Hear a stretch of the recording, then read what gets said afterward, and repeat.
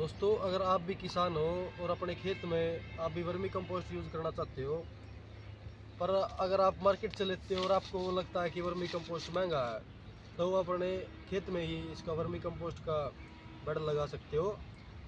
वो इस पर डिपेंड करता है कि आप कितनी बड़ी खेती करते हो और आपको कितनी रिक्वायरमेंट होगी। अगर आप 1-2 किले की खेती करते हैं तो आप 1 या 2 बेड से शुरुआत कर सकते हो, और जैसे आप ज़्यादा किलो की करते हैं तो उस हिसाब से आप बढ़ा भी सकते हो। तो सबसे पहले वर्मी कंपोस्ट बनाने के लिए आपको सबसे पहले एक मतलब कोई भी साफ जगह का चयन करना पड़ेगा। आप अपने फील्ड में या अपने खेत में कहीं भी साइड सी में उसको बना सकते हो।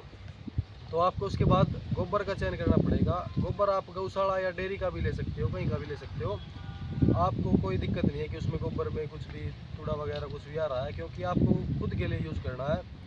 उसमें कोई भी आपको क्वालिटी का या कोई दिक्कत नहीं होगी कि आपको सेल करना है। क्वालिटी जब देखी जाती है जब आपको कोई मार्केट में सेल करना है या किसी और को बेचना है। तो आप सबसे पहले गोबर का चयन करेंगे और उसका गोबर को आप अपने पहले तो धरती पे लाके डाल देंगे, जैसे ट्रॉली वगैरह से जैसे भी होता है। फिर उसको हम 15 से 20 दिन तक पानी देंगे रेगुलर।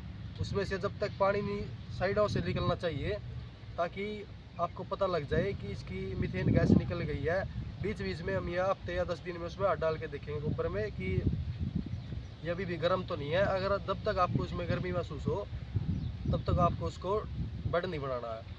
जब प्रॉपर ठंडा हो जाए तो आप उसे प्रॉपर कवर नुमा शेप दे देंगे, बेड बना लेंगे जैसा भी आपको बनाना है, 30 फुट या 50 फुट का। फिर उस हिसाब से हम उसमें केचुआ डालेंगे।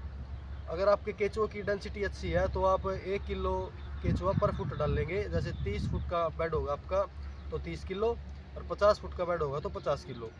उसके बाद आप उसमें पानी डाल लेंगे रेगुलर बेसिस पे, जैसे भी आपके यहाँ पे आता है। और नमक वाला पानी नहीं होना चाहिए आपका। आपका पानी मतलब उसमें पीएच ठीक होना चाहिए। तो आप गर्मियों में रोज़ डेली पानी मार सकते हो या 2 दिन में एक बार अच्छे से तराई करेंगे उसकी, ताकि जो केचुए हैं उनमें गर्मी ना बन सके बेड में और वो अच्छे से सर्वाइव कर पाएँ। उसके बाद आप 3 महीने तक रेगुलर उसकी ध्यान रखेंगे और उसके बाद उसकी हार्वेस्टिंग करेंगे। हार्वेस्टिंग करने के बाद आप उसको अपने खेत में यूज़ कर सकते हो।